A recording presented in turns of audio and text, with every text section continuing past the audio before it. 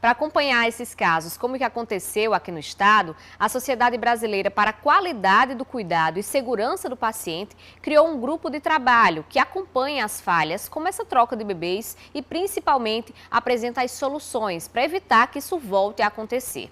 Para falar sobre esse assunto, nós vamos conversar agora via internet com Victor Grabois, que é o presidente da Sobrasp. Bom dia, Victor. Seja bem-vindo ao Bom Dia Paraíba.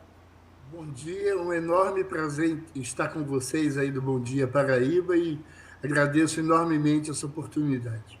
Coisa boa. A Sobrasp fez um estudo numa maternidade do Piauí e constatou que 15% dos bebês nascidos lá no local estavam sem pulseiras. E elas são um instrumento efetivo que pode evitar a troca de crianças. Existem também, Victor, outros mecanismos, outras formas de trabalhar dentro das maternidades para evitar esses casos de falhas na identificação? Veja você, esse estudo, na verdade, é um estudo que a Sobrasp está utilizando, está se apoiando, mas não foi realizado por nós. Veja que o uso das pulseiras de identificação, ela é recomendada, né, para todos os pacientes que são atendidos nos serviços de saúde, em particular nos hospitais. No caso dos recém-nascidos, isso é muito importante porque o recém-nascido, na verdade, mesmo uma criança, às vezes se comunica, um adulto se comunica, mas a criança, o recém-nascido, ele se comunica através do choro ou através de um sorriso, no máximo. Então, a questão do uso das pulseiras de identificação, né, com o nome completo da mãe, com o número do prontuário, né, e a data de nascimento, se possível também, são uma enorme defesa para que não ocorram novamente ou não ocorram com frequência essas situações dramáticas, porque bebês recém-nascidos são muito parecidos, muitas vezes, né?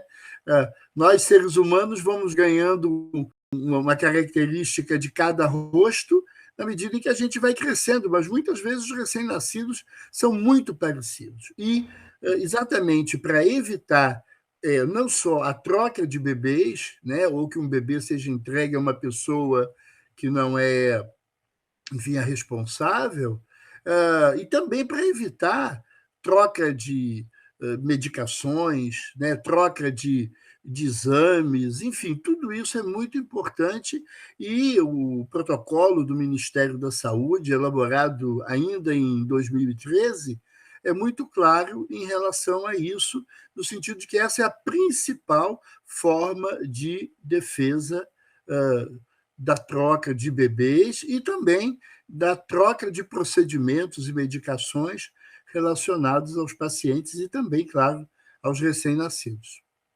O caso aconteceu em 1994, em Cajazeiras, aqui no sertão da Paraíba. Mas, Sim. atualmente, ainda é preciso ter esse acompanhamento para evitar que esse tipo de caso, que aconteceu lá na década de 90, possa ainda estar ocorrendo em maternidades Brasil afora?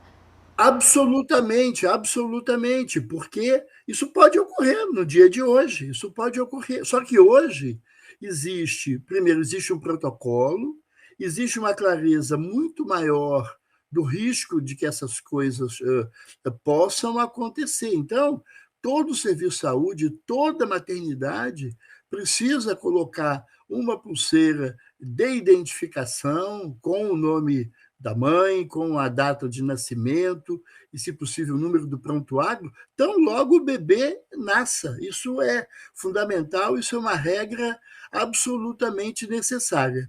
O que a gente precisa garantir também é que, primeiro, haja um processo de educação e de conversa com esses pais, no sentido de que eles também valorizem o uso dessa pulseira, não sejam, às vezes, elementos ativos de recusa ou de retirar a pulseira.